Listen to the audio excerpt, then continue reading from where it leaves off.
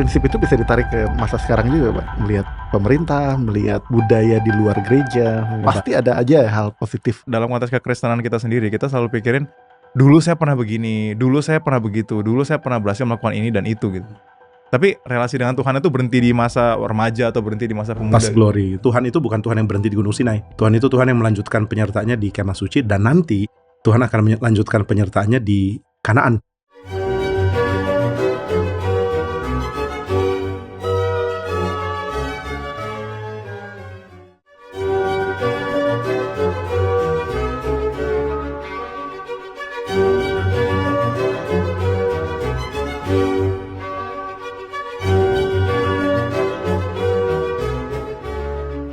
Halo Pak Jimmy.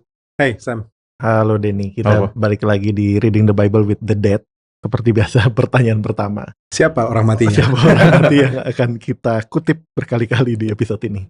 Kita akan bahas dari tulisannya Meredith Kline ya. Mungkin lebih dahulu. Meredith Kline. Itu orang siapa? Ya, dia dosen perjanjian lama di Westminster dan salah satu yang sangat berpengaruh sebenarnya di Westminster. Biarpun kurang berpengaruh secara umum ya, tapi sebenarnya dia punya ide-ide yang sangat baik untuk diselidiki. Dia ahli juga di dalam ilmu Asyur kuno dan Mesir kuno kalau saya nggak salah. Dan ya salah satu kontribusi dia dalam teologi yang sangat penting di dalam karya penciptaan Tuhan misalnya, dia menawarkan ada framework teori gitu. Jadi melihat hari-hari penciptaan itu sebagai sebuah framework ketimbang sekadar hanya 24 jam atau old earth gitu. Tapi ya ini kerangka pikir yang sangat baik sih, sangat mencerminkan dunia perjanjian lama. Terus juga tema perjanjian antara Tuhan dengan Israel yang ternyata ada miripnya dengan kebiasaan perjanjian di dalam dunia Ancient Near East gitu. Jadi ini juga salah satu kontribusi dia yang penting. Dan dia terutama banyak bahas dari ini Pak ya, dari kalau saya lihat banyak bahas dari Pentateuch gitu Pak. Ya, ya. Emang konsentrasinya di situ Pak. Dan tema kerajaan juga. Tema kerajaan. Suzerain Vassal Treaty gitu ya. Betul kan? Iya. Oh, ketawa. Tapi maksudnya emang selain treaty-nya sendiri, emang kerajaannya sendiri kayaknya dia juga banyak bahas gitu Pak. Iya benar. Ya cocok karena episode sebelumnya kita menjanjikan melanjutkan Yosua. Tapi by the way, kenapa Meredith Kline? Sebenarnya kenapa Meredith Kline sih? Karena Pak Jimmy. Oh, oke. Kenapa Jimmy? Oh, ya jadi ditawarkan apa Billy Graham atau Meredith Kline, dan saya no contest lah, pasti Meredith Kline gitu. Karena Billy Graham tuh maksudnya dia punya khotbah tentang Yosua 24 itu kan simpel gitu, dengan khotbahnya selesai gitu. Nah, Meredith Kline ini bahan lebih rumit, tapi ya Pak Jimmy lebih tertarik yang rumit. Ya, karena yang akan bahas kamu. Saya oke aja. Oke. Berarti silakan Denny. Ya, silakan Denny. Cuman ya disclaimer dulu ya, jadi Meredith Kline sendiri sih nggak banyak bahas mengenai Yosua, tapi dia banyak bahas mengenai kitab ulangan. Dan kitab ulangan ini dalam banyak hal tuh bentuk format penulisannya sangat mirip dengan apa yang dituliskan dalam kitab Yosua juga, Yosua 24 gitu. Jadi formatnya tuh format Suzerain Vassal Treaty. Nah itu nggak tahu lebih detail, kayak Pak Jimmy lebih asik. Ya lempar aja terus. Jadi konsep perjanjian yang antara Lord dan Vassal ya, jadi bukan perjanjian yang setara. Di mana di tengah-tengahnya itu ada beberapa urutan yang secara real, secara jelas itu dikopi juga, bukan dikopi lah, dijadikan sesuatu yang juga Alkitab lakukan gitu. Jadi ketika Tuhan ikat perjanjian dengan umat, ini perjanjian tuh bisa lebih dipahami karena kita mengerti konsep ini yang dilakukan oleh raja-raja atau orang-orang penting pada zaman kuno waktu ikat perjanjian dengan bawahan. Saya pikir ini menarik ya, karena jadinya kita jadi mesti baca Alkitab dan paham konteks itu gitu. Kayaknya kalau kita nggak paham konteks Suzerain Vassal Treaty ini, pembacaan kita mengenai ulangan atau Yosua ini jadi kurang berasa gitu. Kurang berasa atau malah jadi bisa sesat?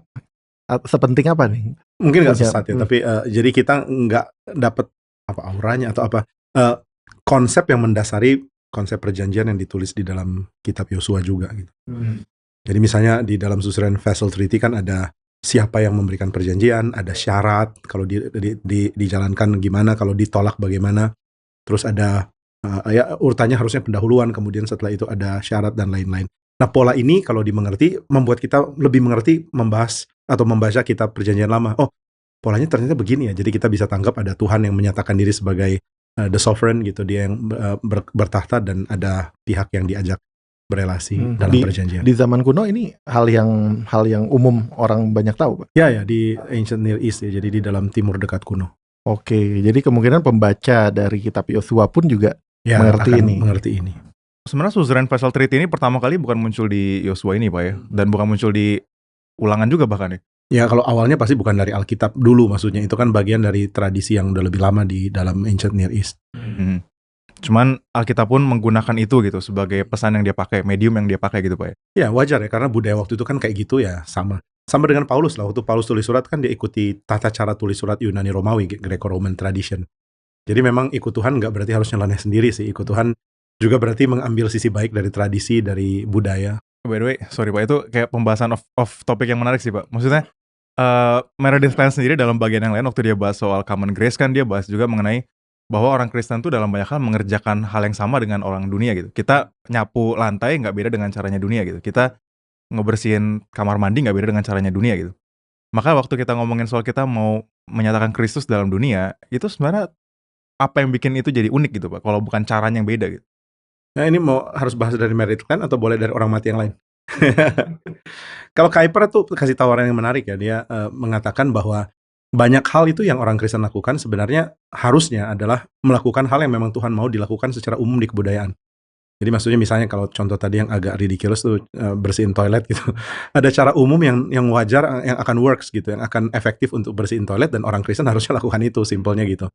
Demikian cara umum untuk misalnya membangun kebudayaan, cara umum di dalam mengerti sains, dan cara umum itu sebenarnya milik Tuhan. Jadi kayaknya kekristenan tuh harus melihat keberhutangan semua orang kepada Tuhan dalam common grace-nya, dalam wahyu umumnya. Karena memang akhirnya kalau nggak, saya kebayang tuh ada orang-orang yang mungkin akan anti dengan kebudayaan yang bukan Kristen gitu Pak. Maksudnya, kalau kebudayaan itu nggak dari Kristen gitu, kita nggak boleh pakai, kita nggak boleh gunakan. Padahal Tuhan sendiri pakai budaya yang perjanjian yang kayaknya utamanya bukan dari, gue nggak ada Kristen bahkan pada masa itu. Jadi pakai juga gitu. Iya. Jadi kita nggak perlu anti sama hal kayak gitu ya. Kita mesti bisa bedain sih mana budaya bagus, mana budaya rendah gitu. Dan orang Kristen kan harusnya aim membidik ke budaya yang agung itu gitu. Karena yang bagus itu dari Tuhan. Sedangkan budaya ada sisi kacaunya karena akibat dosa dan karena setannya, itu yang kita hindari. Jadi sebenarnya bukan apakah orang Kristen harus setuju dengan budaya atau enggak ya. Kita mungkin lebih detailkan pertanyaannya. Orang Kristen harus anti budaya jelek dan harus dukung budaya baik. Ya, itu pesan sampingan sedikit karena pas topiknya kena gitu ya. Berarti sampai di sini kita.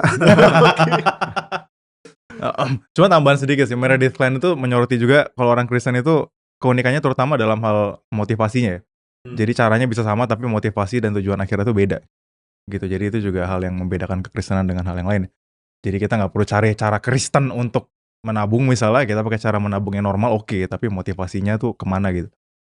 Nah kita mau pakai ini sih, frameworknya Suzerain Vassal Treaty ini yang diajukan juga sama Meredith Kline waktu dia baca ulangan, dan kita coba untuk lihat tuh di pembacaan Yosua ya.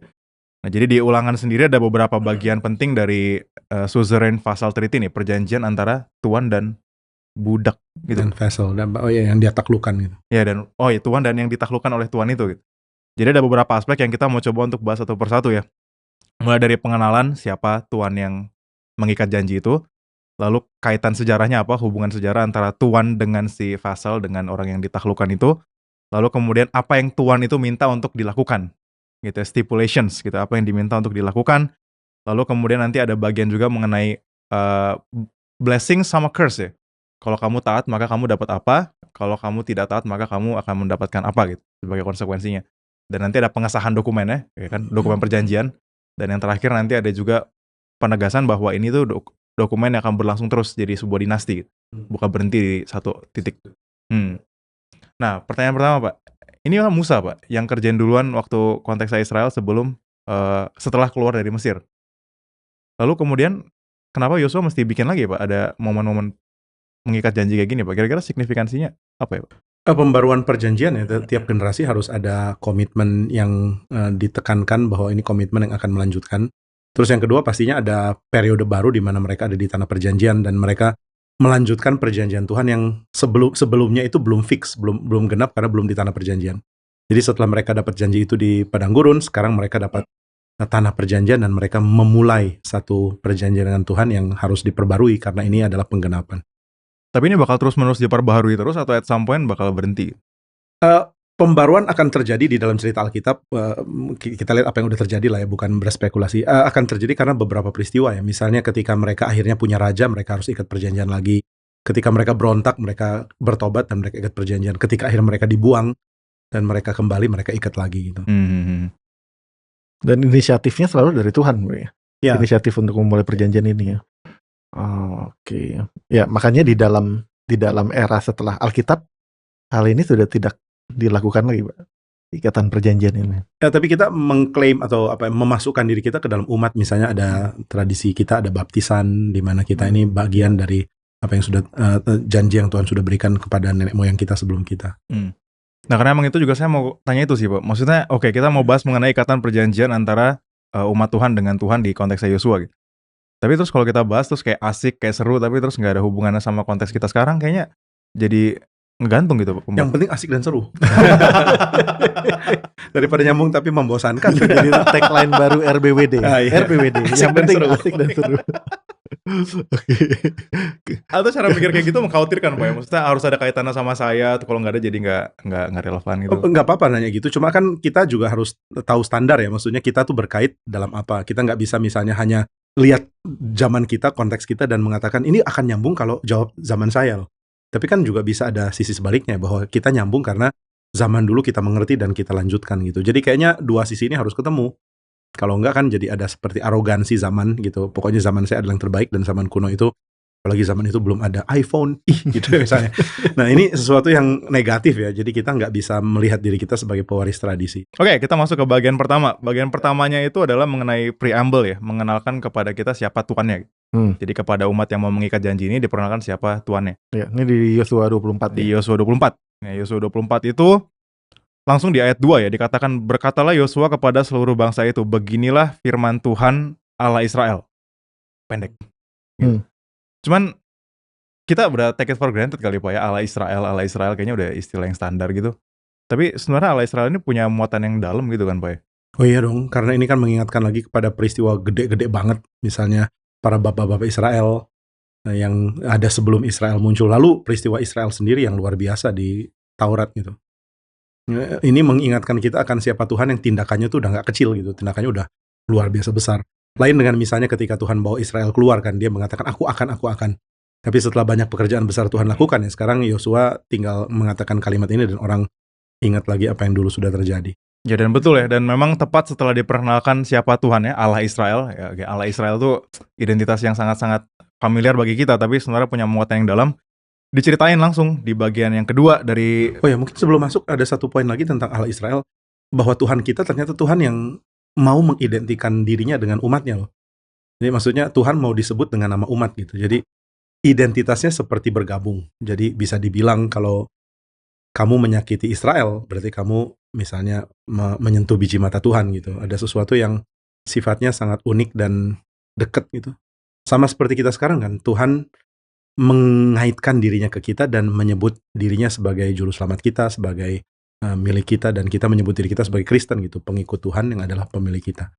Tapi itu bukannya karena saya ingat Pak Jimmy juga pernah share, memang di negara lain, di bangsa lain itu Tuhannya bukan Tuhannya Israel gitu. Apa karena itu juga? Ya ada juga pastinya ya, maksudnya ini identitas bangsa, semua bangsa ada berhala masing-masing, dan Israel Tuhannya adalah Allahnya adalah Tuhan. Tapi mungkin yang lebih kena adalah bahwa Tuhan itu rela menyebut dirinya dengan umatnya gitu. Tuhan adalah Allah Israel.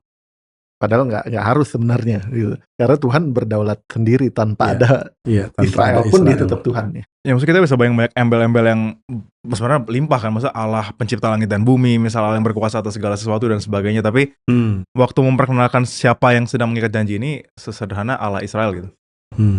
Dan justru kayaknya itu gitu yang Tuhan paling ingin dirinya dikenal melaluinya. Ya mungkin terdengar lebih megah sebenarnya. Allah pencipta alam semesta, langit dan bumi. Tapi daripada cuma seperti bangsa sekecil kuaci gitu. Benar sih, benar. Betul. Masa Allah yang menurunkan api atas Sodom dan Gomora, Allah yang menaklukkan Mesir misalnya kayak gitu-gitu tuh banyak Allah yang membelah lautan, itu banyak deskripsi yang lebih keren sih gitu. Tapi dan tadi Pak Jimmy menarik ya, kayak kaitin sama konteks kita juga gitu. Allah yang menempelkan identitasnya untuk umatnya, termasuk kita gitu. Karena kita dalam Kristus, kita jadi anak-anaknya dia kan, sang Bapa itu. Ya, itu ya gini pendahuluan, makanya saya ini baru pendahuluan. Baru pendahuluan. Dipanjang nih. Maksudnya kata Allah Israel itu sendiri aja udah bisa jadi ini ya, frase Allah Israel itu jadi pembahasan tersendiri ya. Ya kalau pakai istilah Patong ini bisa 15 sesi nih. Tahu dosen homiletika saya Pendeta Rudi Gunawan juga akan bilang hal yang sama Pak. ini panjang ini pembahasannya. Nilai udah keluar ya. Udah Pak. Makanya berani ngomong gini ya. Loh, itu pujian Pak. Oh pujian. Itu pujian. Nah lanjut ke bagian ini ya, setelah diperkenalkan siapa Allahnya, siapa Tuhan yang mengikat perjanjian ini, masuk ke dalam sejarah, terutama sejarah dalam kaitan antara Tuhan dengan yang ditaklukkan itu, dengan vessel-nya gitu. Dan sejarah ini menceritakan ini, sejarah perjalanan Allah dari Abraham, gitu, yang memilih Abraham, terus masuk ke nanti Ishak, masuk nanti ke ceritanya Musa, dan yang menarik adalah ceritanya diupdate. Kalau di perjanjian di Ulangan, ikatannya itu kan sampai ya sebelum itu aja ya, sampai Musa gitu. Oh iya. Dan di sini ceritanya diupdate sampai setelah masanya Musa juga diterusin. Mereka menaklukkan Yeriko, mereka berhubungan sama si Bileam misalnya, mereka terus menaklukkan tanah-tanah kota-kota di Kanan dan sebagainya. Jadi diupdate gitu sejarahnya gitu. Nah ini waktu saya baca sih menarik ya Pak, maksudnya bahwa Ada auto update. masa ikatannya tuh untuk bilang itu kamu hubunganmu dengan Tuhan tuh nggak konstan gitu, nggak selalu begini di sini gitu, tapi akan terus berkembang dan terus maju. Karena saya selalu mikirin loh Pak, waktu kita dalam konteks kekristenan kita sendiri, kita selalu pikirin dulu saya pernah begini, dulu saya pernah begitu, dulu saya pernah berhasil melakukan ini dan itu gitu. Tapi nggak update gitu. Relasi dengan Tuhan itu berhenti di masa remaja atau berhenti di masa pemuda. Pas glory gitu. Iya. Ya itu mungkin sifat orang tua kali ya, sifat kakek nenek. Dulu kakek itu ya kalau lomba lari ya. Dan kadang mungkin anak muda juga gitu kali Pak. Maksudnya, wah gue waktu remaja gue rajin banget men. Sekarang gue tuh waktu udah kuliah nih, tapi waktu remaja tuh gue, wah ya Tuhan tuh pelihara hidup gue banget kayak gitu-gitu loh. Kurang mengharapkan penyertaan at the present gitu maksudnya. Dan sepertinya relasi dia, pertumbuhan dia dengan Tuhan berhenti di masa remajanya misalnya gitu. Gitu. Setelah gue kuliah sih gue udah nggak hidupin itu lagi sih, kayak udah lewat lah gitu. Memang ada poinnya sih ketika kita melihat masa lalu, dan kadang-kadang kan Tuhan bekerja spektakuler yang nggak diulang gitu, apalagi di dalam konteksnya Israel. Kayaknya normal bagi mereka untuk ingat peristiwa Gunung Sinai yang kayaknya nggak akan terulang gitu. Tapi juga selain peristiwa Gunung Sinai ada peristiwa Kemah Suci sih. Kalau Nobuyoshi Kyuchi, teolog Jepang, reform dari Jepang, dia bilang ada Ini living boy. Ini living atau? Sorry, masih hidup. Sekali-sekali boleh lah. Ya ini bukan dari dia ya, maksudnya dia kutip dari tradisi sebelumnya, cuma saya baca dari dia. Bahwa ada perpetuating the Sinaitic experience di dalam Kemah Suci. Kalau ini terlalu berat bagi pendengar yang kurang suka kuliah bersama Denny di sekolah teologi, ini artinya adalah ada cara Tuhan untuk bikin pengalaman yang itu tuh bisa berulang lagi. Maksudnya Tuhan itu bukan Tuhan yang berhenti di Gunung Sinai. Tuhan itu Tuhan yang melanjutkan penyertaannya di Kemah Suci, dan nanti Tuhan akan melanjutkan penyertaannya di Kanaan. Tuhan tuh masih Tuhan yang sama yang berjalan bersama mereka. Tuhan nggak diam di satu tempat dan Israel jalan sendiri. Jadi selalu akan ada cerita baru yang harus diupdate memang. Tapi memang sepenting itu Pak ya, untuk selalu mengingat ke belakang gitu. Saya jadi ingat Pendeta Stephen Tong gitu. Kayaknya hampir selalu setiap khotbah pasti dia akan mengingatkan kita apa yang Tuhan sudah kerjakan di dalam gerakan ini. Sudah itu lewat dia dan lewat orang-orang yang ada dalam gerakan ini. Sepenting apa sebenarnya Pak, untuk mengingat ke belakang? Penting untuk ini ya, untuk membuat kita sekarang ini punya keyakinan yang sama. Maksudnya ini kan yang Pak Tong harapkan ya. Kalau dulu Tuhan sertai saya, kenapa you nggak berharap? Kalau Pak Tong kan pakai you, jadi harusnya. Kenapa you nggak berharap bahwa kamu disertai dengan penyertaan yang sama sekarang? Kalau dulu bisa ada pekerjaan besar, mana dong sekarang? Gitu sih. Jadi lebih kepada remembrance, pengingat, untuk akhirnya menyadari Tuhan yang itu Tuhan yang sama juga sekarang. Nah, kalau pada waktu itu Yosua, Tuhan punya maksud apa apakah punya maksud yang lebih spesifik yang lain ketika mengingatkan hal-hal di masa lampau? Ya, mesti tanya Meredith Klein. Nah, disclaimer sekali lagi. Meredith Klein nggak terlalu banyak bahas Yosua, cuma kita ambil frameworknya dan cara pikirnya gitu ya. Cuma saya lihat sama sih, Meredith Klein menyoroti di bagian sejarah hubungan antara umat dengan antara Tuhan dengan yang ditaklukkan ini, ada penekanan mengenai terutama kebesaran Tuannya. Gitu ya, bukan masalah hubungan yang biasa aja, tapi hubungan bahwa Tuhan itu sebesar itu sampai si Fasal ini, si hamba yang ditaklukkan ini, emang mau gak mau harus tunduk. Emang tunduk dan takut dan emang harus gentar dengan Tuhan ini gitu. Nah kalau caranya Yosua menunjukkan hal itu dengan berkali-kali memunculkan sebuah penekanan yang penting ya. Aku mengambil Abraham, aku mengutus Musa, terus dari Ishak kuberikan gitu. Aku membawa nenek moyangmu keluar dari Mesir, aku membawa kamu ke negeri orang Amori. Terus ada penekanan lagi, aku tidak mau mendengarkan Bileam. Terus kamu menyeberang, aku melepaskan tabuhan dan selesai gitu. Ada penekanan terus, demikianlah ku berikan kepadamu negeri yang kamu peroleh gitu. Ini menarik ya, penekanannya berulang-ulang tuh bukan masalah apa yang berhasil dikerjakan sama orang Yahudi. Dan ini bisa kita lihat dari frameworknya Suzerain Vassal Treaty ya. Maksudnya Suzerain itu kan bukan cuma penakluk ya, tapi dia juga akan provide. Jadi bangsa kuno juga akan merasakan kenikmatan punya penguasa yang baik, penguasa yang benevolent gitu, yang benevolent, yang memberikan anugerah, yang memberikan perlindungan, memberikan penjagaan, kestabilan, dan ya Tuhan mengatakan saya udah gitu loh. Jadi dia adalah penguasa yang kayak begitu dan dia menunjukkan apa yang dia udah lakukan. Tapi unik Pak, kata penakluk gitu. Kita kalau dengar kata penakluk itu kesannya lebih Opresif ke ya? opresif, lebih ke negatif ya. Ini mungkin bukan penakluk dalam arti dia yang menaklukkan, tapi lebih kepada dia yang menjadi pemegang kuasa itu, power di dalam negara itu. Ya. Tuan gitu ya. Tuan. Dan tuan tuh nuansanya nggak harus selalu negatif opresif gitu ya. Ya, justru di sini justru Suzerain Vassal Treaty ini menunjukkan bahwa Tuhan yang bisa bikin perjanjian kayak gini tuh ada bukti bahwa dia baik. Nah, ini perjanjiannya, kamu bisa lihatlah apa yang udah saya lakukan gitu. Ya. Makanya poin-poin ini penting ya. Inilah buktinya ya. Nah karena misalnya waktu kita kadang-kadang gini Pak, maksudnya terkait dengan ini ya Pak, kita seringkali mengingat aturan-aturannya Tuhan misalnya gitu, mengingat perintah-perintahnya Tuhan, tapi itu lepas dari pribadi Tuhan ya gitu. Sehingga itu rasanya jadi ikatan, jadi beban. Jadi orang Kristen tuh gak enak ya, banyak aturan loh hidup berat. Bukan saya nggak ngomong gini. Saya ngomong gini. Mungkin at some point in my life saya pernah ngomong gini, tapi right now the point. Masa kesana gitu, tapi mungkin itu jadi pembacaan aturan Tuhan yang salah kali Pak ya. Iya dong. Karena kalau berkaca dari teori kuno aja, raja-raja dunia ini tahu kok gimana mengikat rakyatnya. Dan zaman dulu kan sering kita pikir belum ngerti demokrasi, belum ada PBB gitu. Mana tahu sih, tapi ya mereka ngerti kok bahwa orang yang ditaklukkan atau mereka yang lemah itu, mereka akan dengan sukarela dipimpin oleh pemimpin yang baik. Bukan cuma sekadar berikan aturan, tapi yang baik. Nah, dari pengenalan akan pemimpin yang baik, orang juga bisa akhirnya mempunyai kepercayaan bahwa aturannya juga akan baik. Pak, boleh agak belok sedikit Pak, saya jadi penasaran, dari mana aturan seperti ini Pak? Tadi kan dibilang ini bahkan sebelum Yosua, sebelum Musa, kok bisa ada aturan seindah dan beretika ini dan sebaik ini? Silakan Den. ya. Dan sumbernya bukan dari Alkitab langsung, karena Alkitab belum ada, belum ditulis. Ya, mesti lihat sejarah lagi ya, dari mana saya mesti baca lagi, atau kita mesti cek lagi dari teologi perjanjian lama atau sejarah perjanjian lama. Cuma ini pasti jadi bagian dari bangsa-bangsa kuno yang agung ya, maksudnya bangsa-bangsa yang kebudayaannya itu kebudayaan yang layak untuk dijadikan sorotan.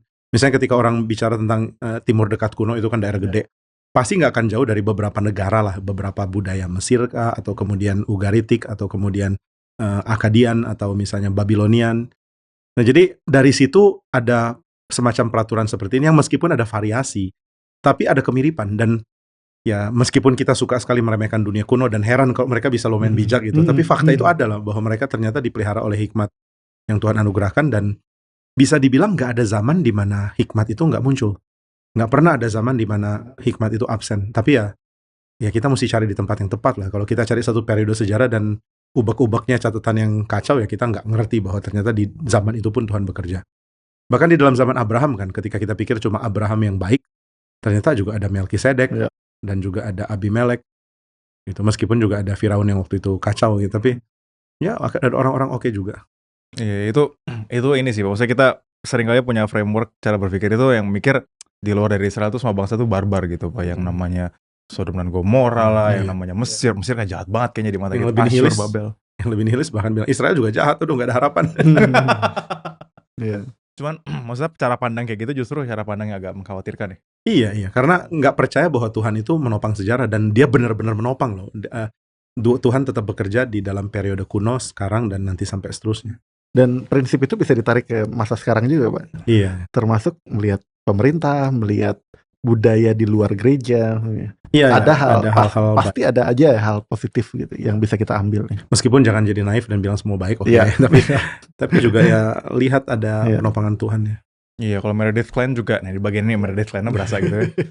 Karena dia banyak bahas soal common grace sih. Maksudnya ini bagian dari common grace-nya Tuhan juga kan, bahwa Tuhan tuh menopang bukan hanya kekristenan, tapi kan seluruh orang. Ada common grace, ada common curse juga gitu. Ada kematian yang dialami oleh semua orang, tapi ada pemeliharaan Tuhan yang dialami semua orang juga. Semua orang dapat hujan, semua orang dapat matahari, semua orang dapat somewhat bijaksana dari Tuhan juga gitu. Nah, saya tertarik yang tadi common curse, apakah dibahas juga di sini? Common wrath, Iya, common curse, Iya. common wrath. Atau kita belum ke situ? Kalau Nanti. pembahasan yang saya dengar Poin. sih common curse, Pak. Ah. Ada common grace sama common curse. Cuman common curse sendiri ini beda ya, karena common curse sama common grace di sini kan berlaku untuk semua orang tanpa terkecuali. Tapi ikatan antara umat Tuhan dengan Tuhan ini itu sesuatu ikatan yang lebih spesial gitu. Jadi dalam hal ini mereka punya berkat dan curse-nya tersendiri yang nanti kita akan coba untuk singgung sedikit juga gitu. Jadi agak beda. Kalau kita mau bahas itu kita bahas kejadian kali, balik lagi ke which is enggak apa? Enggak. Let bygones be bygones. Let bygones be bygones. Oke. Bygone saya ingat jadi. Lanjut. Silakan. Anyway, maksudnya jadi itu ya. Saya pikir ada kepentingan untuk kita benar-benar mengenal Tuhan secara pribadi dalam konteks kita melihat sejarah kehidupan kita bersama dengan Tuhan. Karena dengan itu justru mungkin aturan-aturan yang kita lihat dalam Alkitab dan Tuhan minta kita lakukan itu jadi meaningful ya, bukan jadi sesuatu yang berat. Gitu. Nggak tahu sih, hopefully itu jadi bahan perenungan yang menarik. Next. Jadi setelah dijelaskan mengenai apa yang Tuhan telah kerjakan, ya, siapa Tuhan, pertama gitu, siapa yang mengikat Tuhan gitu, kemudian sejarah antara Tuhan dengan umatnya. Dan kita masuk ke bagian yang ketiga, yaitu apa yang Tuhan tuntut dari umatnya. Dan menarik karena ini mulai dari ayat 14 ya, Yosua 24 ayat 14. Pendahuluan dari ayat 14 ini, itu dimulai dengan oleh sebab itu gitu. Jadi oleh sebab semua yang telah Tuhan kerjakan kepada kamu, maka gitu ya, maka takutlah akan Tuhan dan beribadahlah kepadanya dengan tulus ikhlas dan setia. Jauhkanlah Allah yang kepadanya nenek moyangmu telah beribadah di seberang sungai Efrat dan di Mesir, dan beribadahlah kepada Tuhan. Ini menarik ya, bahwa kalau di ulangan sih lebih panjang Pak ya. Maksudnya itu panjang banget, maksudnya hal-hal detail mengenai ini mesti begini, mesti begitu, mesti begitu. Tapi ternyata di Yosua itu dirangkumkan jadi satu ayat yang sederhana tapi yang mungkin transkripnya lebih malas di sini dibandingkan transkripnya. Atau Yosua udah setua itu udah gak ada waktu lagi. Oke, yang kali ini nggak usah didengar. Spekulasi yang nggak ada mutu. Oke. Cuman emang bener Pak, maksudnya intinya itu emang itu ya, takut akan Tuhan dan beribadah kepada Tuhan dengan tulus ikhlas dan setia gitu. Ya. Ya, ini padahal Tuhan nggak punya kewajiban untuk menjelaskan itu semua kan. Sebenarnya dia punya hak untuk langsung suruh gitu. Justru ini menariknya. Takutlah akan Tuhan gitu. Meskipun saya jahat pun juga takutlah gitu, karena dia Tuhan gitu, kasarnya gitu.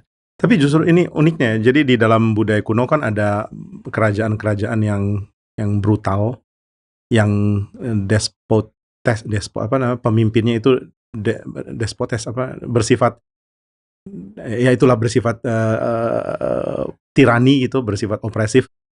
Tetapi ada juga bangsa-bangsa yang menuntut pemimpinnya itu harus adil. Bahkan misalnya di dalam zaman Persia, ini udah agak belakang ya. Di dalam zaman Persia mereka akan punya aturan di mana raja itu harus diikat gitu. Kamu nggak boleh brutal, kamu nggak boleh menjijikan, kamu nggak boleh dikuasai hawa nafsu dan lain-lain. Jadi memang ada kerajaan yang bijak, ada kerajaan yang kacau, dan Tuhan nggak mau mengidentikan dirinya atau dibaca seperti pemimpin yang kacau itu gitu. Yang pokoknya serta-merta mengatakan kamu harus takut, nggak peduli apapun, awas lo kalau berani gitu. Tapi ya Tuhan lebih memilih itu ya, dihargai sebagai pemimpin yang baik, dan kayaknya dari semua pemimpin yang ada cuma Tuhan yang berhak dapat title pemimpin yang baik ini. Dan bukan cuma masalah, ada sisi aktifnya kan Pak, takut akan Tuhan, beribadah kepada Tuhan dengan tulus ikhlas dan setia. Tapi ada sisi yang mau bilang negatifnya gitu, misalnya jauhkanlah dirimu dari Allah-Allah yang disembah oleh nenek moyangmu di Efrat dan di Mesir, dan beribadahlah hanya kepada Tuhan. Menjauhkan diri dari segala pemberhalaan gitu. Emang sebenarnya ini ya Pak, maksudnya hal yang benar-benar dituntut dari Tuhan, setia kepada Tuhan dan menjauhkan segala berhala yang ada gitu. Ya karena Tuhan kan Allah yang cemburu ya, yang bahkan Tuhan disebut sebagai yang cemburu, namanya adalah cemburu misalnya. Dan ini kan cuma Tuhan yang berhak menggunakan title itu, maksudnya dia adalah Allah yang berhak cemburu. Dan kadang-kadang orang salah ngerti cemburu ya, cemburu seperti ada orang pacaran yang nggak rela kalau pacarnya kok ngobrol sama orang lain atau gimana. Tapi lebih kepada Tuhan itu adalah Allah yang begitu zealous ya, begitu menginginkan kita jadi miliknya, karena dia tahu berapa besar dia akan memberi benefit bagi kita gitu. Jadi berapa besar kita akan diuntungkan oleh kehadiran dia, dan itu yang dia mau. Sehingga kalau kita berpaling kepada berhala lain, kita akan menghancurkan hati dia dan menghancurkan diri kita gitu. Saya tapi jadi penasaran, apakah memang godaan ini masih ada di bangsa Israel pada saat itu? Godaan untuk beribadah kepada Allah yang lain yang dulu nenek moyang bangsa Israel beribadah waktu di seberang Sungai Efrat dan di Mesir gitu. Dalam bayangan kita kayak nggak Dalam mungkin puluhan iya, dalam bayangan ini kan ini udah puluhan tahun dan sudah mengalami itu yang di ayat 1 sampai 13 berturut-turut. Masa sih masih ada godaan itu, atau memang hal-hal seperti ini nggak bisa dengan mudah hilang ya Pak, godaan untuk menyembah Allah yang lama. Ya, kalau Calvin bilang kan kita memang secara kekal akan menghasilkan berhala. Dan kalau kita lihat di dalam dunia kuno, kayaknya cerita berhala memang saling nyambung sih ya. Maksudnya Iya. kamu menyembah berhala mana itu ada versi yang mirip di dalam budayamu juga gitu. Jadi kayaknya nggak sejauh itu, nggak tentu nama ini yang bukan sama ya. Iya betul. Tapi mau ditekankan adalah ini nggak jauh loh. Kamu dekat dengan bahaya ini. Kita nggak bisa bilang ini sih jauh lah. Saya nggak akan gitu. No, actually it's very close gitu. Iya. Dan memang karena mereka juga akan masuk lebih jauh lagi menaklukkan Kanaan dan semua dewa-dewa Kanaan yang lain masih ada gitu Pak ya. Belum semua bangsa Kanaan tuh takluk. Tapi ada ironi, bukan ironi, bercandaan atau apa namanya, saya lupa istilahnya. Waktu dibilang atau kamu menyembah berhala yang udah dihancurin ini gitu. Yakin. Ya. Dan memang maksudnya bagi kita kayak nggak mungkin gitu. Cuman kan menariknya perjanjian ini bukan cuma untuk generasi yang sekarang tapi diterusin lagi gitu. Jadi ya mungkin oke untuk kalian aman gitu kan ya. Tapi untuk generasi setelahmu ini gimana gitu, mesti diamankan juga. Dan saya pikir again concern-nya mirip lagi sama kayak gerakan Reform Injili misalnya gitu Pak ya. Atau mungkin rasa ya untuk generasi yang tua oke lah, tapi ini orang-orang yang udah datang waktu gereja udah besar apa udah yang nggak ngerti berjuang, nggak berjanji iman. Iya kayak gitu-gitu. Kayak agak mengkhawatirkan mereka memelihara api pelayanan dan sebagainya, itu ada sisi itu ya Pak? Iya sih. Ya kenyamanan, kestabilan memang selalu jadi gangguan. Kan ada slogan di dunia olahraga katanya comfort is the worst addiction. Udah nyaman. Iya. Oke. Terusin dikit lah ya. Yes, silakan. Jadi kesimpulannya apa Dan? Jadi gerakan Reform Injili mesti ngapain? Sharing visi dikit lah. Ya, digumulkan. Sebenarnya ada poin yang menarik ya di sini. Maksudnya kita akan otomatis tanya, jadi mesti susah terus gitu. Kalau kita susah terus, kenapa kita aim untuk misalnya kenapa bikin gedung, kenapa bikin stabil? Kalau ternyata nggak punya gedung lebih bisa pelihara api loh, kok bikin gedung? Kan harusnya nggak gitu jawabannya. Kita nggak bilang supaya kamu tetap berjuang, kita nggak ngapa-ngapain loh. Kayaknya orang tua yang lakukan ini juga orang tua yang lumayan gawat gitu ya. Papa sengaja kok nggak kerja gitu supaya kalian berjuang gitu misalnya. Pasti nggak. Jadi pelihara identitas masa lalu itu penting sih. Meskipun kita sekarang mungkin punya kondisi yang beda, tapi pelihara apa yang dulu ada itu satu sisi penting. Makanya kan Pak Tong pakai sharing visi. Harapannya dengan sharing visi ini orang ingat dulu pernah susah, bukan mau bangga apa kami dulu susah loh, generasi sekarang strawberry banget sih misalnya. Tapi lebih kepada ya pelihara dong ini di dalam konteksmu yang sudah ada gedung, yang sudah ada tempat yang baik. Itu Meredith Kline juga, nah di bagian-bagian kayak gini Meredith Kline masuk gitu. Jadi ini framework doang sih emang sih, tapi kalau untuk konten kayak gini Meredith Kline tuh masuknya tuh asik. Karena dia bilang gini, maksudnya kita sebagai orang Kristen tuh kan bekerja terus sama seperti Tuhan juga bekerja dalam penciptaan. Tapi at some point kan Tuhan berhenti dan ada sabatnya gitu. Kita juga orang Kristen tuh akan terus bekerja sampai at some point, someday gitu. Di waktu yang itu kita akan menikmati sabat yang rest. Jadi apakah akan ada istirahatnya? Ada gitu. Tapi di dalam sabat yang sejati itu kedatangan Kristus yang kedua. Jadi kalau sekarang kita belum ada rasa kayak sabat kayak nggak sabat gitu kan ya. Selamat hari sabat, tapi kok capek banget, masih banyak kerjaan yang harus dipikirin dan sebagainya. Ini kok kayak nggak berhenti pergumulannya gitu. Kayaknya emang bukan di situ sih momen sahabat kita yang sejati gitu. Nah itu Meredith Kline gitu ya. Jadi dan anyway Pak, meskipun kita gedung gede dan sebagainya udah besar kan tetap akan ada pergumulan yang baru lagi kan, sebenarnya nggak ada Iya, maintenance-nya mahal loh. Itu betul. itu jadi itu pergumulan yang nggak dimiliki oleh yang belum punya gedung gitu misalnya gitu kan ya. Iya. Itu juga jadi peka terhadap pergumulan pada saat itu sih, itu yang perlu dipikirin ya.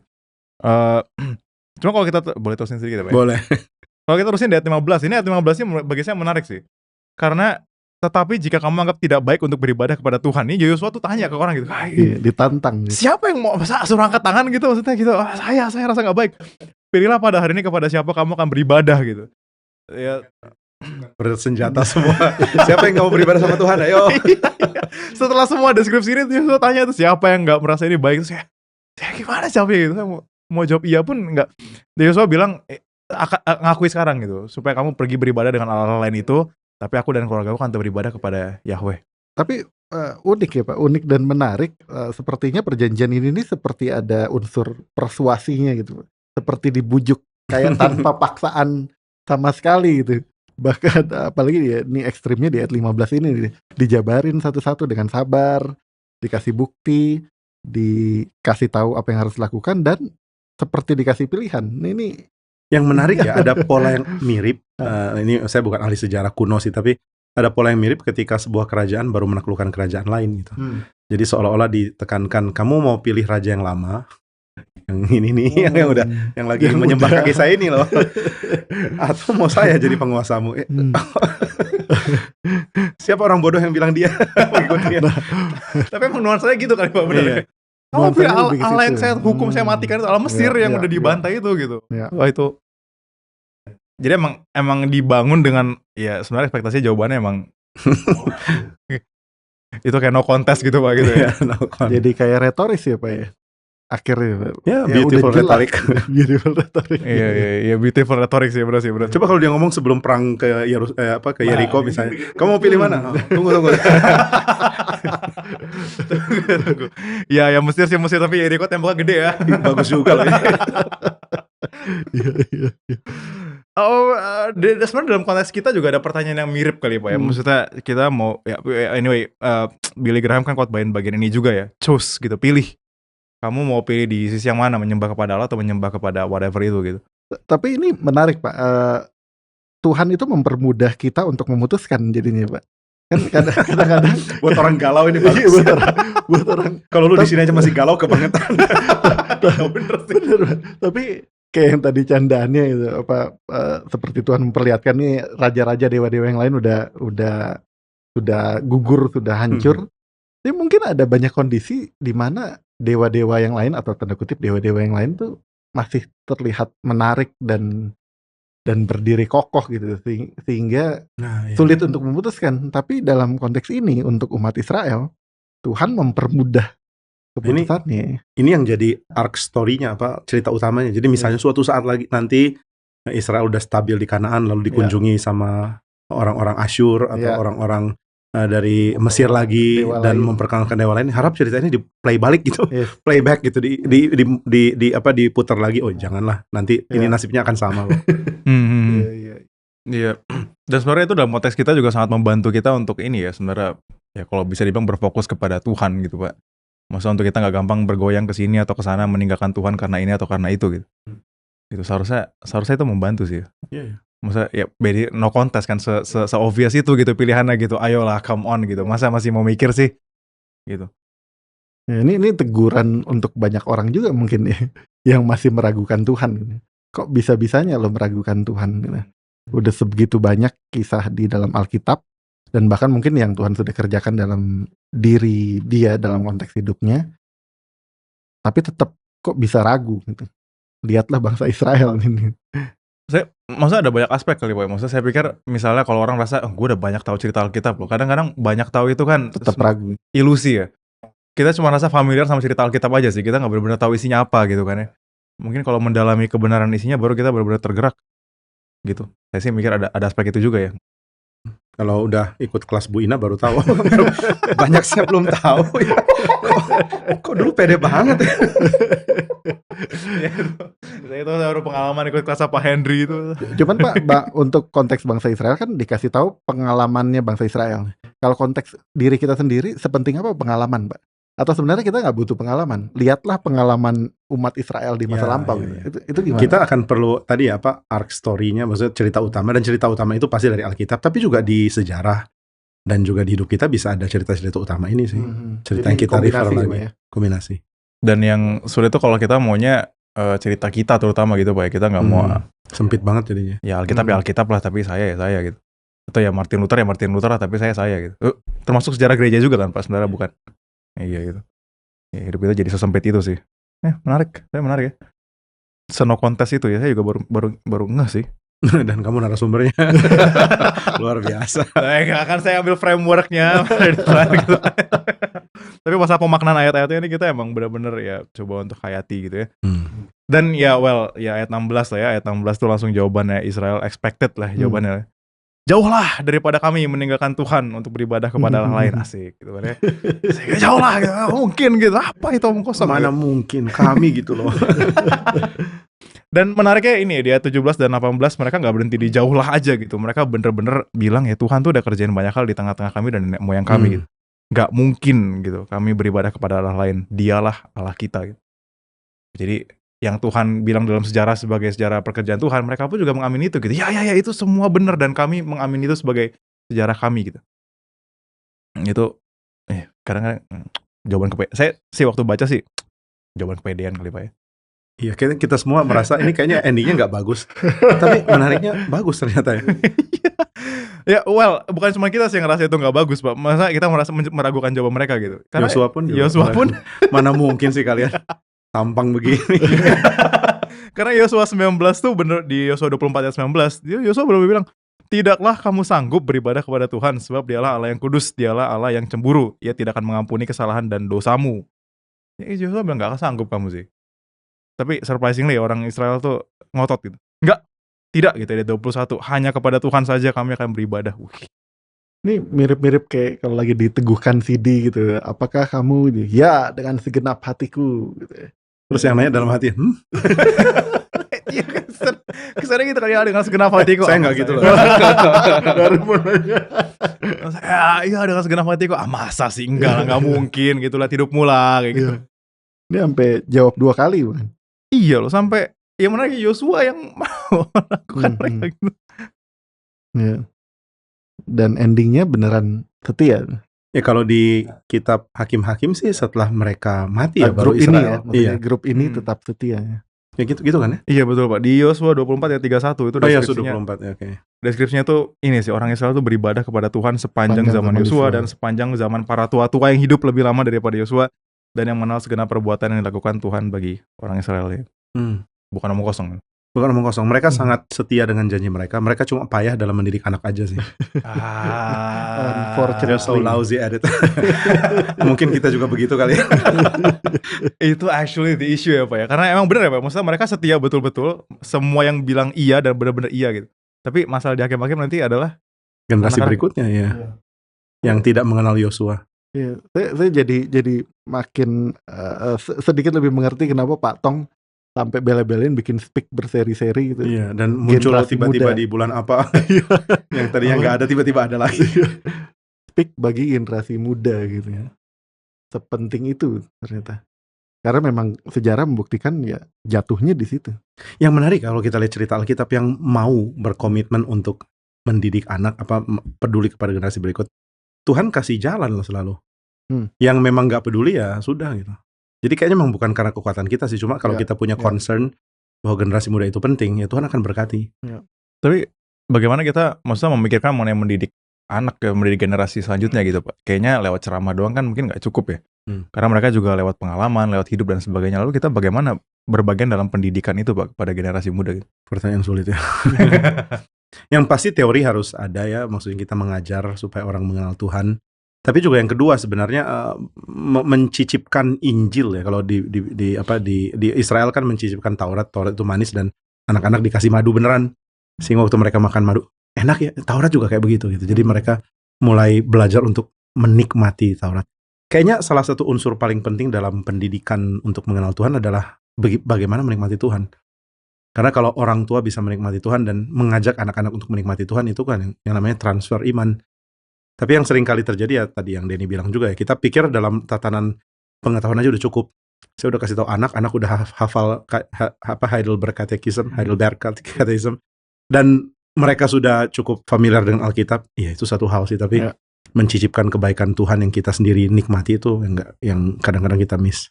Makanya penekanannya kan generasi yang muda yang tidak tahu pekerjaan Tuhan di zaman Yosua, mereka ini yang jadi hilang. Dan yang penekanan di sini juga generasi tua yang setia itu yang mengenal segenap perbuatan yang dilakukan Tuhan bagi mengenal ya. Mengenal di sini bukan cuma masalah tahu pengetahuan gitu Pak ya.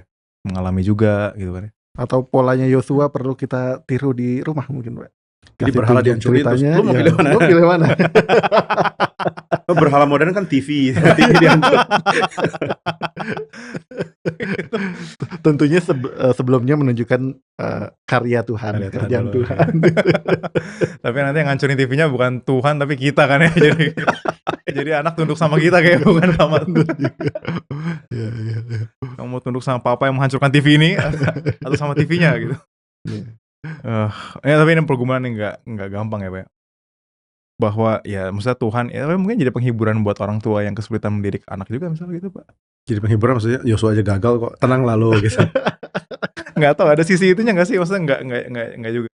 Mungkin ini ya fakta bahwa generasi yang hebat ini kurang memperhatikan generasi berikut itu jadi catatan penting sih. Karena abis itu kan Yosua dilanjutkan dengan kitab Hakim-Hakim, inilah keturunanmu, kacaunya kayak begini. Yang menyakitkan sekaligus bikin gentar. Maksudnya orang sehebat Yosua dan seluruh tua-tua Israel saat itu, mereka nggak bercacat di dalam mengikuti Tuhan, tapi mereka ya itu tadi ya, buruk di dalam mendidik anak. Dan ini satu sisi bikin kita waspada, sisi lain bikin kita bikin kita sadar bahwa ternyata untuk mendidik generasi muda untuk menikmati pekerjaan Tuhan ini aspek yang nggak main-main gitu. Nggak bisa sekadar dikasih tahu, tapi harus juga ada sisi mengagumi, menikmati, sisi worship, sisi menyenangi apa yang Tuhan kerjakan. Pak, nih baru kepikiran aja, apa jangan-jangan ada krisis regenerasi kepemimpinan juga di bangsa Israel gitu. Dari Musa kan ke Yosua.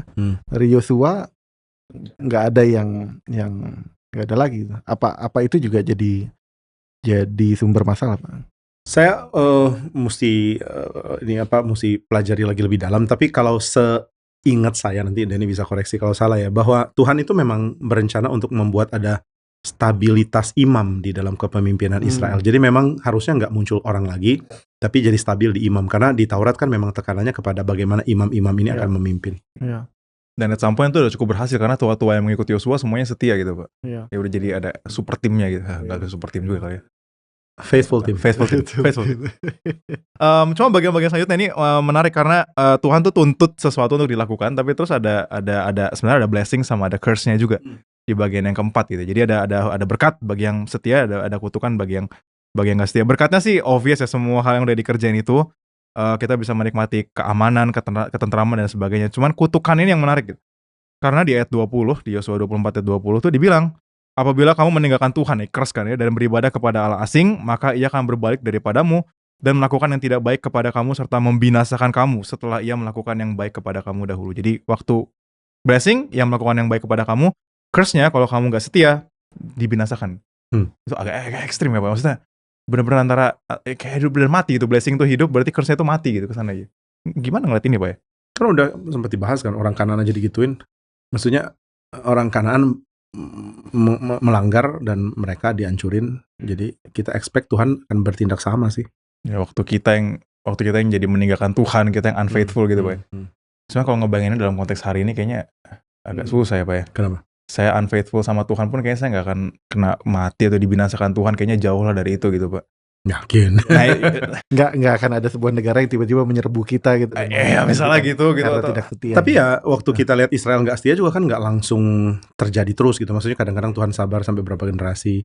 Cuma poinnya adalah ketika orang Israel meninggalkan Tuhan ya mereka sedang bersiap untuk dapat yang buruk gitu. Mungkin jalan untuk menuju yang terburuknya agak landai atau benar-benar terjal dan langsung terjadi, nggak tahu. Cuma Tuhan kasih tahu ini akan terjadi. Dan ini pasti fisikal Pak. Ada kaitan pasti, karena ketika orang mengabaikan Tuhan, ini kan kalau Alkitab kan sangat setting, atau bukan cuma Alkitab ya, zaman dulu, setting budaya, setting culture-nya itu selalu akan berpusat pada divinitas gitu, keilahian. Jadi ketika Israel menyembah Tuhan ya, Tuhan itu di center dari kehidupan mereka. Nah begitu Tuhan gak ada, ini rusak loh, hancur. Keadilan akan gak ada, kemudian kerusakan dari masyarakat akan muncul, dan itu akan berefek kemana-mana termasuk penghancuran kebudayaan.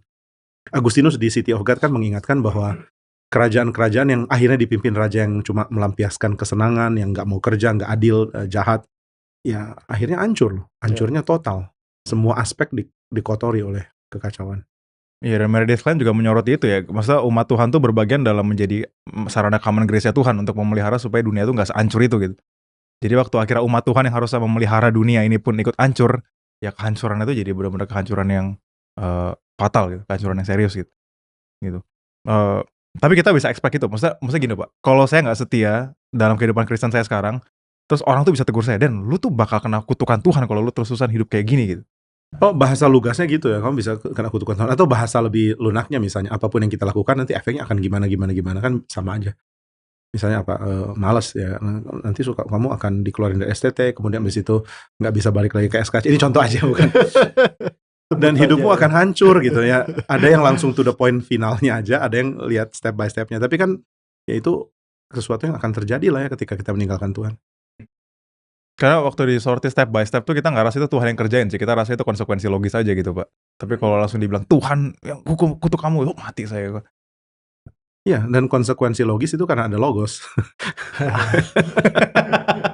Ke situ ya? Iya.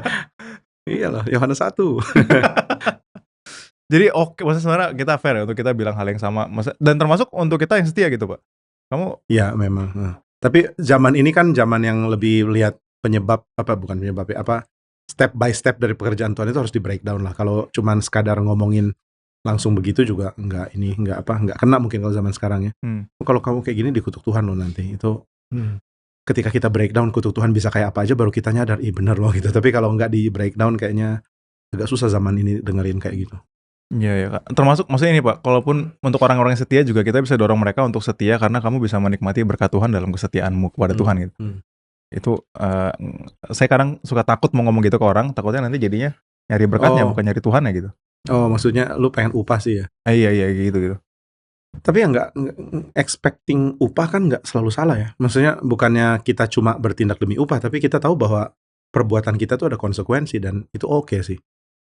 Meskipun ketulusan pasti harus ada, kita memang menyenangi untuk melayani Tuhan, menyenangi untuk menjadi berkat. Tapi berharap ada konsekuensi juga oke. Kayaknya nggak ada loh orang yang hidupnya setia dan setelah itu diperlakukan buruk dan dia oke-oke aja gitu. Saya terima semuanya. Ayub kan nggak gitu kan. Dia tahu dia saleh dan dia pikir hidup kayak gini tuh harusnya bukan buat dia. Karena saya pikir ekspektasinya kayak orang Kristen tuh mesti gitu Pak. Kayak ya saya udah hidup saleh kepada Tuhan tapi hidup saya susah. Ini bagian dari salib, menyangkal diri dan sebagainya gitu. Kayaknya kalau hidup saleh tuh nggak perlu expect untuk dapat something rewarding gitu ya dari kehidupan saleh kita gitu. Mau menderita atau enggak ya it's okay.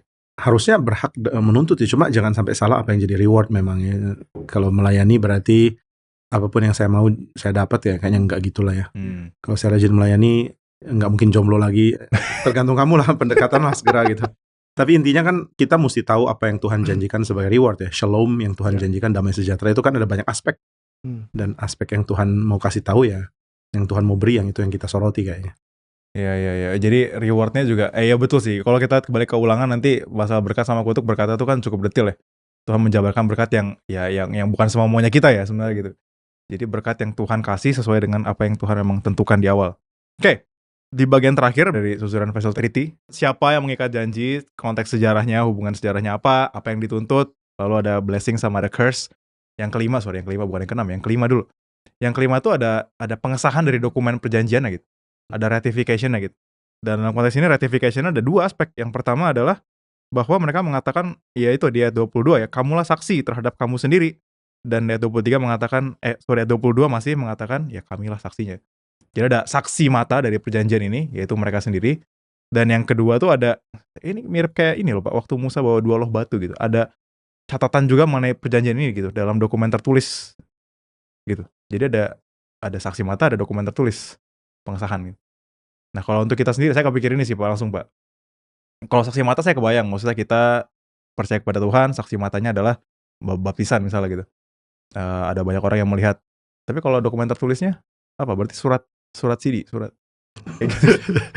Maksudnya saya ngebayangin kayak kita kan punya perjanjian sama Tuhan juga gak sih? Harus ada momen di mana kita kayak disaksikan, ada momen tertulisnya juga bahwa saya betul-betul umat Tuhan dan ya bagian dari umat lah, kita punya kitab suci kan. Ini ya. Simple. Di kitab suci ada nama saya gitu, saya tulis. Oh, maksudnya nama kan kita bagian dari umatnya. Jadi nggak perlu saya tulis cantumin nama saya masuk ke dalam, nggak bukan itu poinnya gitu Pak. Kecuali kamu suzerainnya. Oh iya. You're just a vessel. Betul juga. Iya oke masuk ya. Kita masuk ke dalam faselnya itu ya. Jadi nggak perlu nama gue. Tapi yang pasti nama kita dicatat dalam buku kehidupan gitu. Oh ya itu ya. Nah, Ya, pokoknya kesimpulannya indah lah kalau gitu. Tapi lucu ya Pak, dari sudut pandang si tuannya ini nih nggak dipersulit gitu. Maksudnya Ya, dipersulit, ini udah Indonesia banget sih cara mikirnya, jadi heran. Kok ada birokrasinya? Kok gini doang? mesti ke bagian ini, ke bagian itu. maksud saya itu langsung sah karena ya saksinya kamu sendiri gitu. Oh, oke. Nggak perlu ada apa ya? Nggak perlu ada itu tadi Denny istilahnya ada surat apa atau prosedur apa. Ini ya dengan keberadaan kamu ini sah gitu. Ya jadi kepikir itu poin anugerah juga di dalam. Ini satu persatu 5 poin itu tuh penuh anugerah ternyata. Dalam konteks ini kan kita juga bisa pentingnya saksi ya. Jadi pentingnya saksi kan bukan cuma dalam perjanjian baru itu penting, tapi bahkan ternyata dari perjanjian lama pun kita lihat itu penting dalam mengikat janji dengan Tuhan. Termasuk sebenarnya iman kita pun saya lihat pentingnya ada saksi gitu terhadap iman kita. Iman kita bukan iman yang kita hidupi sendiri kan. Tapi iman kita tuh adalah iman yang ada saksinya juga. Baik orang lain yang lihat hidup kita maupun kita sendiri sebenarnya yang lihat hidup kita. Dan jawab mereka ini kami ya, mereka pakai ada community, sense of community sebagai saksi. Iya, selalu umat gitu ya, bahwa vibes-nya kan vibes-nya kan vibes-nya umat gitu kan ya, bukan saya superhero, Superman sendirian, aku dan Tuhan, I and thou sendirian gitu kan, enggak ya, maksudnya kan umat. Dan sebagai penutup, bagian terakhirnya adalah ada aspek dinasti dari perjanjian, tadi udah sempat disinggung ya, bahwa perjanjian ini bukan cuma antara Tuhan dan orang yang hadir di situ, tapi untuk generasi-generasi selanjutnya juga. Termasuk generasi yang kita sekarang. Iya, tapi setelah ada sang raja baru yang mewakili kita, yang perjanjian di mana dia take part di kita juga ya. Ya, dengan begitu maka seluruh perjanjian dan bacaan ini jadi ya balik ke yang awal tadi, jadi relevan buat kita dan ya seluruh pendengar RBWD. Ya, saya pikir kalau dalam konteksnya ini interpretasi saya sih, bukan Meredith sih, tapi ya kayaknya nice juga. Dalam konteksnya orang pede banget ya. Dalam konteks orang Israel itu kan tanda perjanjian mereka itu kan batu yang besar ya. Ada batu yang besar dinyatakan di tempat mereka ya. Bagi orang Kristen mungkin tandanya adalah salib. Bukan lagi batu yang besar tapi kayu yang terpampang di atas bukit itu. Itu. Saya pikir ini Meredith Girsang. Dan ya materinya kita kan dan saksi kita tuh adalah Roh Kudus ya. Iya. Gitu. Iya, mempunyai batu peringatan. Maksudnya ada sesuatu yang secara fisik bisa dijadikan remembrance ya. Dan kekristenan melakukan itu di salib memang menarik. Dan kalau batu adalah hal-hal yang sifatnya umum untuk mesbah, untuk adanya hal yang bersifat divinitas dinyatakan. Kalau salib itu benar-benar anti itu kan. Benar-benar nggak cocok banget dijadikan ikon tanda kutip atau peringatan, karena nilai religinya nggak ada, yang ada nilai penjahatnya itu. Dan herannya adalah Tuhan bekerja dengan begitu luar biasa sehingga lambang yang tadinya paling jelek ini jadi lambang yang paling bagus ya. Iya. Itu ya, jadi pembahasan itu membuat semua perjanjian ini sebenarnya jadi relevan lagi untuk ke konteks kita gitu ya. Karena bukan cuman Yosua dan umatnya dan umat Israel yang mengikat perjanjian dengan Tuhan, tapi kita pun di dalam Kristus juga sedang mengikat perjanjian itu. Nah, maka blessing dan curse, saya pikir semua hal-hal yang dari sini ya, prinsip-prinsip dari perjanjian ini sebenarnya bisa kita terapkan dalam konteks kita juga gitu. Iya, dan kalau di dalam perjanjian ini kan mereka nggak ada pengantara yang seperti kita, Kristus yang sempurna. Sehingga perjanjian ini akhirnya mereka langgar di generasi yang berikutnya memang, dan semua rusak gitu. Sedangkan kita dikasih perjanjian ini oleh Tuhan dan Kristus mewakili kita dan mengatakan, oke, saya akan jalankan tuntutan stipulations, dan dia berhasil. Saya jadi ingat episode sebelumnya, pengantaranya Yosua. Ada clue. Episode penutup Yosua nih Pak. Ya. Penutup Yosua. Nextnya ya kita lihat nanti. Hakim-hakim kali ya. Hakim-hakim. Seru loh itu. Ada Simpson. Dan Simpson. Hanya Simpson. Oke, kalau gitu kita cari orang matinya.